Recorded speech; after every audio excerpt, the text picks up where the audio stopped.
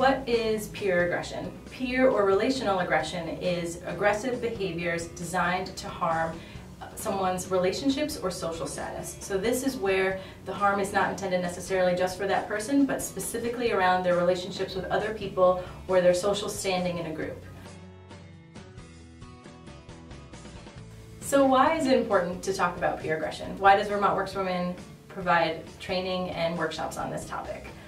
We believe we hear about it as girl drama, we hear about it as mean girl behavior. It's presented in such a way that is, this behavior, this phenomenon is inherent to women and girls. It only happens with women and girls, and that it's biologically predetermined that this is how women and girls are going to be towards each other, that we can't be supportive of one another. And we wholeheartedly disagree with that idea. We know that this is behavior that is perpetuated in the media, that we see with all sorts of different people, and it's not just about girls and women doing it.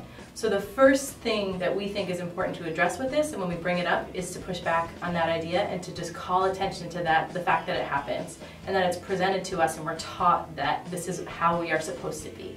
And so the best thing that we can do as advocates, as educators, as people working with and who care about girls and women is to model a different alternative and to show them that it doesn't have to be this way. To point out that that's what we're being told and that that's not necessarily the case. Other ways to push back against this, other ways to prevent peer aggression from happening in the first place include doing your best to create supportive and safe environments for girls and women to operate and work and learn with one another. And so one of the best things that we do for that, one of the things that we think about in each of our programs is creating a group agreement. And this is where the group themselves, the girls or the young women themselves, get to create a team pact or a group agreement around what are the guidelines and the philosophies that they want to work with each other under.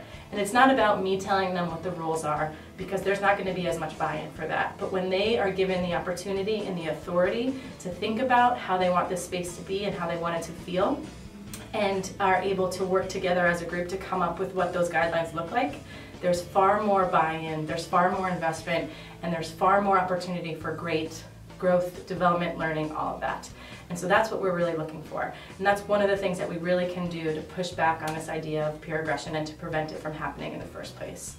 To go along with that, we also really need to model what it looks like to treat people with dignity, to show them how to apologize, how to interact with one another respectfully and honestly and genuinely, and to encourage them to both be vulnerable in spaces together, but also to be open and to assume good intentions from other people, and to speak up, to have respectful language, to speak up when that doesn't necessarily come through and when something might be hurtful or harmful to them.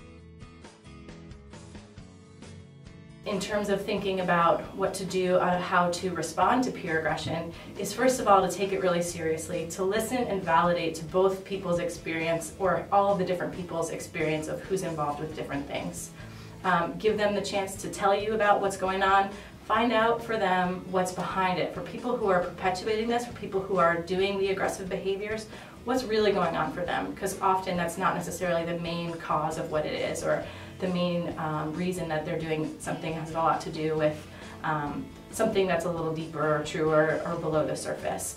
You want to check in with the person who's being targeted and see how they want to respond to this, to the extent that you can. If there is some flexibility in how the response can go, it's great to give that person the chance to tell you how they want to do it and what would they like to see as a response to this. You also want to, if at all possible, or if it's appropriate, to speak with the whole group about coming back to that group agreement and what are the things that they said on there that are not currently being honored or respected, and how do you kind of bring them back to that place if things do get awry or are off track. We have lots of other strategies for both how to prevent and respond to peer aggression when it does happen. But again, the biggest things that you can do are to take it really seriously, to believe them that it's happening, to push back on the idea that it's only women and girls who are doing it, and to validate their experience and hear from them how they would like to respond. If you would like to learn more about peer aggression and both how to prevent it from happening in the first place and respond to it when it does, please check out the workshops that are being provided by Vermont Works for Women around the state at vtworksforwomen.org.